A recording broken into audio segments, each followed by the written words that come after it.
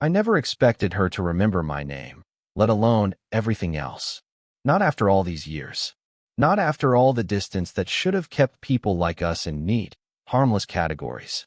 But there she was, my friend's mom, standing at the corner booth of the tiny neighborhood cafe, the one with the uneven tables and the bell that always rang half a second late. She turned when she heard the bell, her shoulder lifting just slightly, like she was preparing for a stranger. Then her eyes landed on me, and she smiled. A small one first, polite, then the kind that pushed into her cheeks, recognition softening the lines near her eyes. "You're early," she said. "You always know how to find trouble." She said it like it was a fact she'd known about me for years. Maybe she had. Maybe trouble was the only thing I hadn't outgrown. I laughed under my breath, rubbing the back of my neck. I just wanted coffee." She hummed, turning back to her cup. "That's what people say when they don't want to explain why they're really here." I didn't answer. I just stepped forward and slid into the booth across from her before I could second-guess it. She didn't tell me to sit. She didn't ask why I chose her booth instead of the empty ones. She only nudged her mug a little closer to her side, making space without looking like she was. Her hands were wrapped loosely around the ceramic. She had a way of holding things, mugs, pins, grocery receipts, as if she was considering the weight of them before deciding if they belonged to her. I found myself staring longer than I should have. My eyes flicked away the moment she noticed. "You still take it the same? 2 sugars, little milk," she said. I blinked. "You remember that? You ordered it every time you came to study with Daniel," she said, shrugging. "Some kids change. Some don't." I folded the napkin on the table. Once, twice, again, just something for my hands to do. She watched the motion, a small smile tugging at her lips like she found it familiar. "You look tired," she said, softer now. "I'm fine." "You didn't answer the question." I let my shoulders drop. "Just busy. Classes. Work. Life stuff." She nodded, the kind of nod that didn't pry but didn't dismiss either. The silence stretched, warm but a little too revealing. I took a breath to break it, but nothing came out. Her eyes stayed on me a second too long. Or maybe I imagined that. "So," she finally said, "still writing those long, dramatic texts you never send?" Heat crept up my neck. Daniel must have told her that years ago as a joke, how I typed whole paragraphs and deleted them before hitting send. I couldn't believe she remembered. "I don't do that anymore," I lied. She tilted her head. "You paused before answering. People only pause when they do." I laughed quietly this time, looking down at the folded napkin, smoothing its corner with my thumb. She always had a way of seeing the things people tried to hide. It used to bother me. Now, sitting across from her, it felt grounding. The barista called my name, and I stood to grab the cup. When I turned back, she was watching me with that half-thoughtful, half-amused expression, like she didn't mind this interruption in her afternoon. "Sit," she said gently. "You made trouble by showing up. Might as well stay for it." I slid back into the booth, heartbeat a little uneven. Her phone buzzed once on the table. She glanced at it, then at me, as if making a choice. She flipped it over, screen down. "I haven't seen you in a while," she said quietly.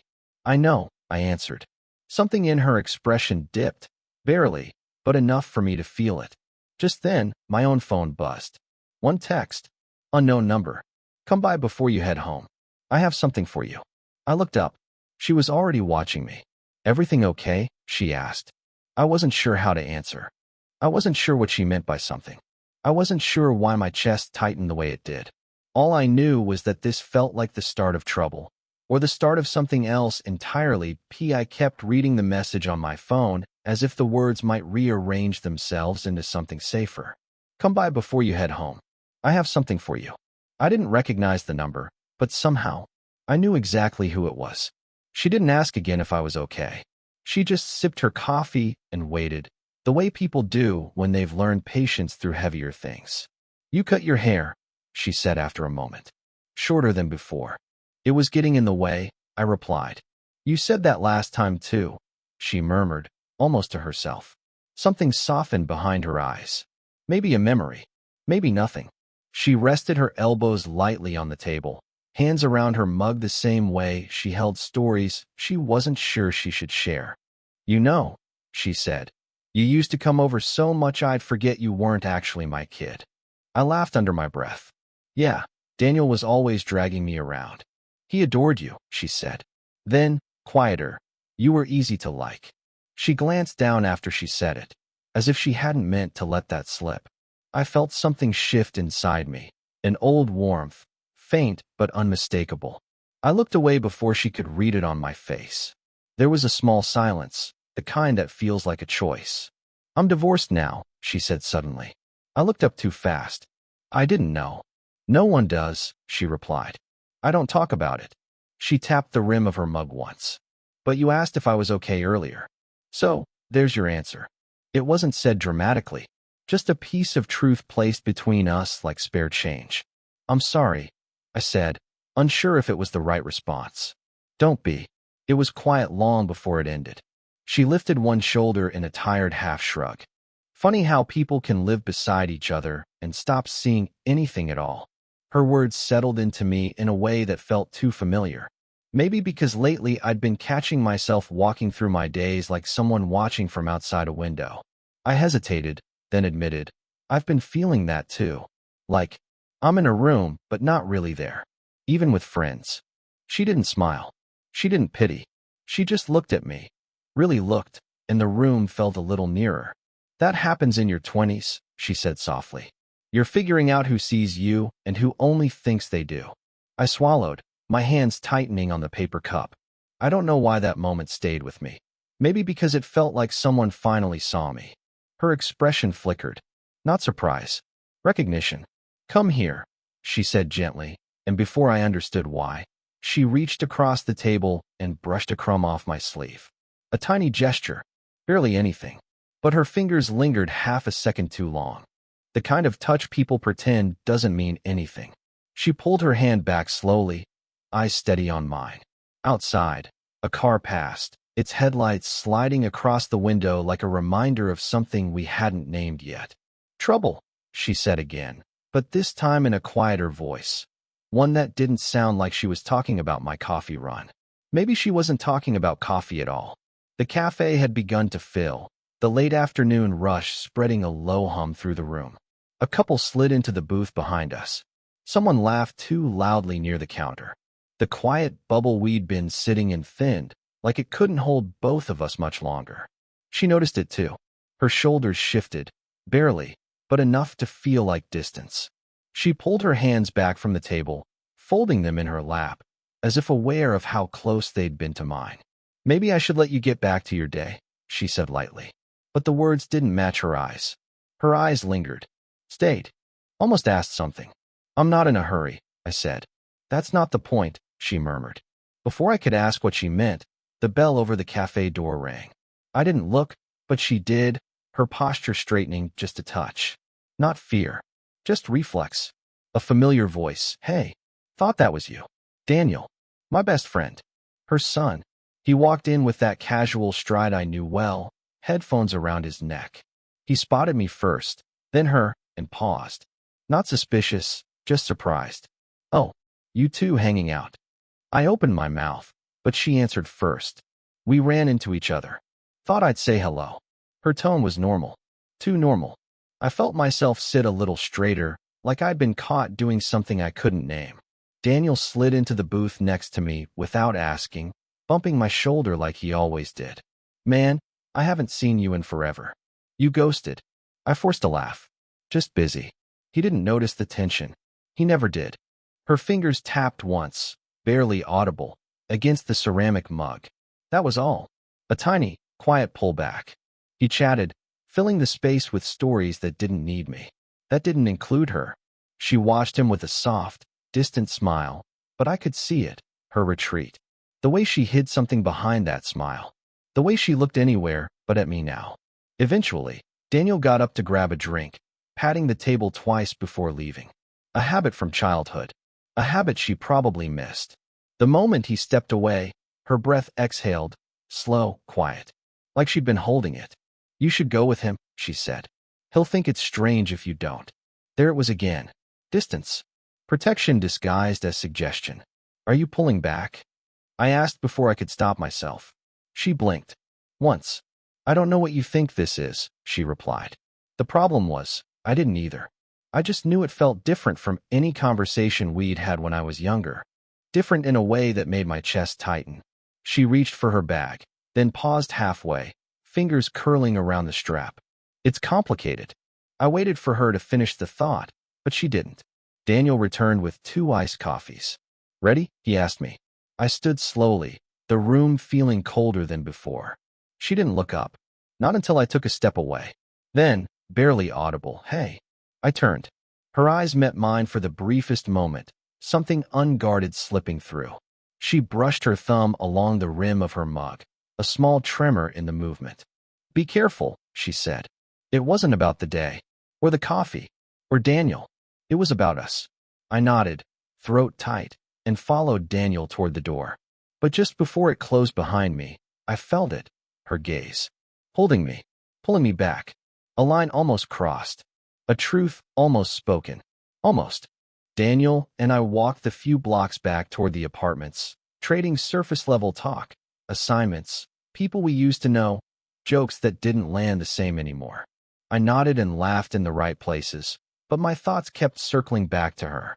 Her thumb on the mug, her breath tightening when he walked in. Her be careful. By the time we reached our building, my chest felt tight in a way I couldn't name. Hey, Daniel said, unlocking the front door. Mom's been different lately. I think she's lonely. The key slipped in my fingers. He didn't notice, just shrugged, pushing the door open. Anyway, you should visit more. She likes seeing you. I wasn't sure if he meant it the way it sounded. I wasn't sure if he knew how close he was to the truth. We split at the elevator. He headed upstairs. I stopped by my mailbox mostly for air. Junk flyers. A utility bill. And then, a small white envelope. My name in handwriting I recognized instantly. Her handwriting. No return address. I didn't open it. Not there. Not with the fluorescent hallway lights buzzing like they were listening.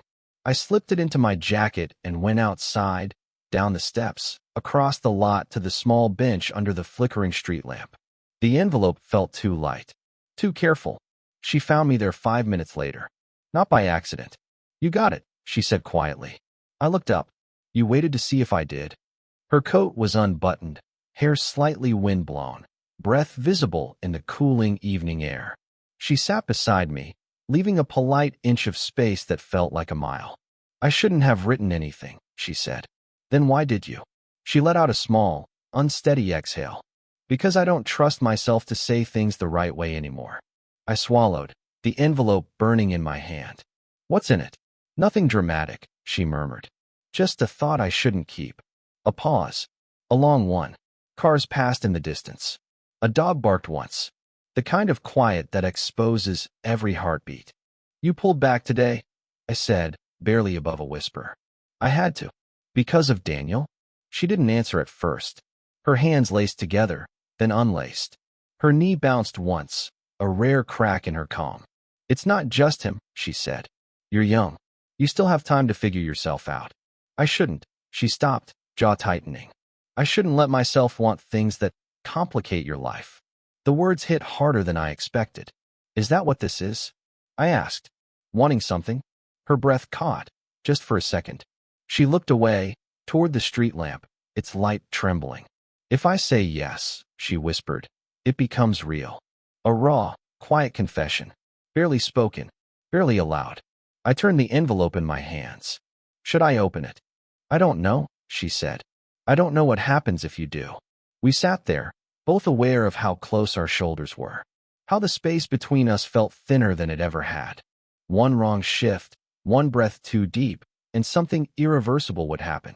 Her fingers brushed the bench beside mine. Accidental or not, I couldn't tell. My pulse jumped. She looked at me then. Really looked. A question in her eyes she didn't dare voice. I held the envelope between us like a fragile truth. And in the quiet, she finally asked, barely audible, almost afraid, do you really want to know what I wrote? The envelope stayed unopened on my desk for 2 days. Not because I didn't want to know. Because I did too much. Because it felt like the kind of truth you can't unlearn once it's out. I kept reaching for it, then stopping. Sometimes my fingers brushed the corner, Sometimes I picked it up and turned it over like it might leak meaning through the paper. But I didn't open it. Not yet. On the third afternoon, I walked past her door on my way out for groceries. I didn't mean to pause. My feet just slowed. The hallway was silent except for the hum of the overhead light. Her door, usually cracked open a few inches to let in the airflow, was fully shut. A small thing, but not small at all. I almost knocked. Almost. Instead, I kept walking. When I came back an hour later, I heard voices from inside. Hers, and a deeper one. A man's. Not angry, not intimate, just familiar. I couldn't make out words, just tones. The rise and fall of two people who knew each other. A tight, sharp feeling hit my ribs. Jealousy wasn't the right word. It was more like displacement. I moved on, pretending I didn't notice, pretending it didn't matter. The next morning, Daniel texted me out of nowhere. Have you checked in on Mom? She's been off lately. Dad stopped by yesterday. Dad. Her ex-husband. I stared at the message until the screen dimmed. Something in me pulled back, like a reflex I didn't choose. Later that week, I walked into the cafe and saw her from outside before going in. She was seated by the window, stirring tea she wasn't drinking, her gaze unfocused. I lifted my hand instinctively to wave, but someone slid into the seat across from her. Her sister, I realized quickly. They hugged. She smiled, the kind of smile that said she was trying. The kind that wasn't meant for me. I lowered my hand. I didn't go inside. That night, she sent a text. If you're awake, come by. Then it ended. No more words. No second message. I typed, I'm here. Do you want to talk? Then erased it. I typed again, I can come over. If you want. Erased that too. In the end, I sent nothing. The next time I saw her was 3 days later in the lobby. She stepped out of the elevator just as I stepped in. For a second, neither of us moved. She looked tired, hair pulled back loosely, a grocery bag weighing down her hand. Oh, she said softly. Not surprise, just the sound of someone caught between staying and retreating. Hi. Hey. Silence pressed against us, heavier than the week apart. I haven't seen you around, she said, adjusting the bag. Her voice was steady, but her fingers tightened on the handle. A small tell. I've been busy, I said. Her eyes flicked to mine at the word, then away. She nodded once, a slow, resigned motion. I figured. There were 100 things I could have said. 100 ways to close the space between us. But the elevator doors began to slide shut, and neither of us stopped them. As they closed, she exhaled, quiet, almost relieved. Or maybe not relieved at all. Back in my apartment, I sat at my desk and finally reached for the envelope again. I tore it open halfway, just enough to see the first word. Then I froze. My phone buzzed. Her name on the screen. A single message, forget the letter. It was a moment I shouldn't have let happen. I didn't respond. I didn't feel heartbroken. I felt paused, like life forgot to finish the sentence. Here is your prompt 6. The climax, 500 words, written in the quiet, grounded, emotionally realistic tone you specified. No cliches, no grand gestures, just two people finally choosing honesty over fear. She knocked on my door at 9:12 p.m. The exact kind of hour where everything feels too late to begin and too early to ignore. When I opened it, she was standing there without a coat, arms folded like she wasn't sure if she was cold or just holding herself together. Her hair was damp at the ends, as if she'd showered and then changed her mind about calming down. I didn't think you'd answer, she said. I almost didn't. A quiet, humorless smile flickered across her mouth. That makes two of us. We just stood there for a moment. She didn't step in. I didn't step aside. It felt like the hallway was holding its breath on our behalf. Finally, she said, Can we talk? Not long. Just somewhere not here. She gestured vaguely toward my apartment, like the air inside was too heavy.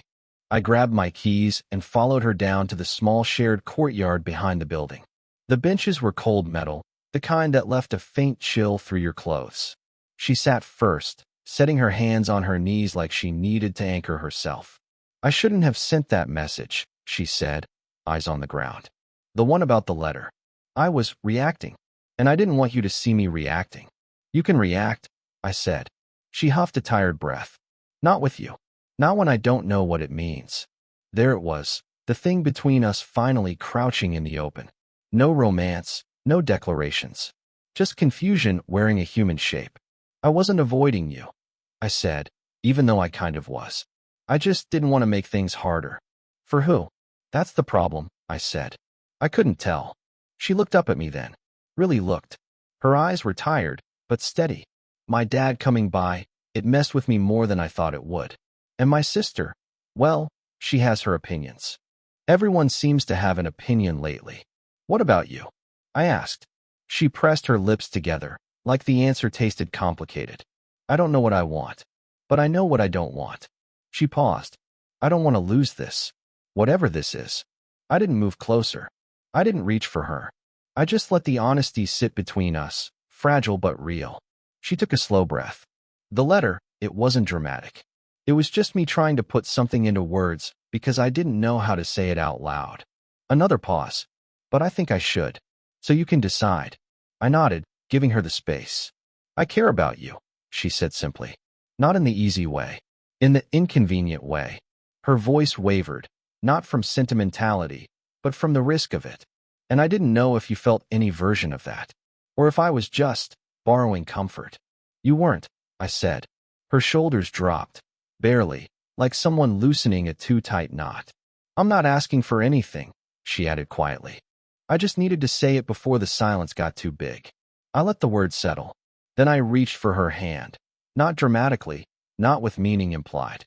Just a warm, human gesture. She looked at our hands, then at me. Okay, she whispered. Not a decision. Not a promise. Just a beginning that didn't run away this time. If you want, I can now write prompt 7. The conclusion, slow emotional closure, continuing directly from this moment. Things didn't change overnight. They didn't suddenly become a couple, or start spending every day together, or fall into each other's routines like puzzle pieces.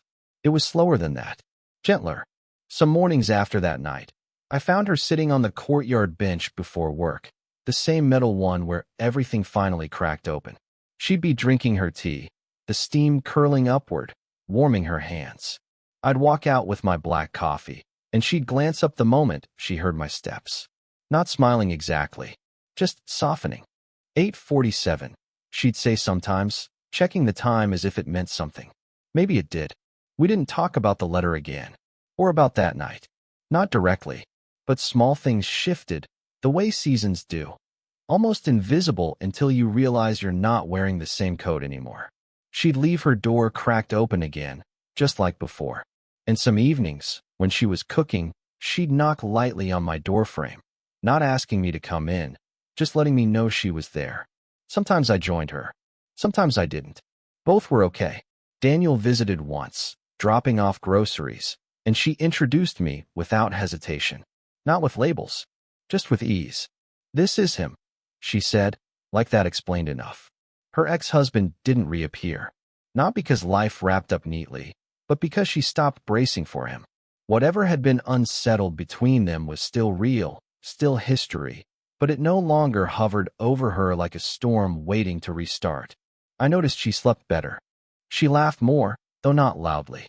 She bought different tea one week, jasmine instead of chamomile, and when I teased her about being adventurous, she nudged my arm lightly and said, "You have no idea."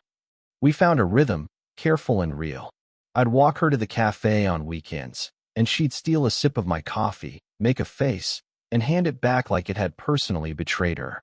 At the grocery store, she'd place things into my basket without asking, as if deciding what I needed was part of the arrangement. Every choice was small. Every one mattered. And slowly, the space between us stopped feeling like something we had to cross. It just wasn't there anymore. One evening, months later, we were back on that courtyard bench. The air was warmer now. Her hair was loose around her shoulders, and she rested her head on my arm like she'd done it 1,000 times, which she hadn't, not really. It still felt new every time. You ever think about how weird this all started? She asked. All the time. She hummed a laugh, barely audible. Feels like we rewrote a sentence without changing the words. I didn't respond. I didn't need to. A breeze moved through the courtyard, carrying the scent of her jasmine tea. She reached for my hand. Not carefully, not with a question, just naturally, like we'd arrived here without rushing. The sun dipped lower. The benches glowed faintly in the last light of the day. 8:47, she said again, glancing at her phone. We always seem to find our way back around then. Maybe it's our timing, I said. She leaned into me, comfortable, unguarded. No, she murmured. Just ours. And that was enough. Not a declaration, not an ending. Just something only we would understand. If you'd like, I can compile all 7 parts into a clean, continuous narrative or format them for a script, novel draft, or video voiceover.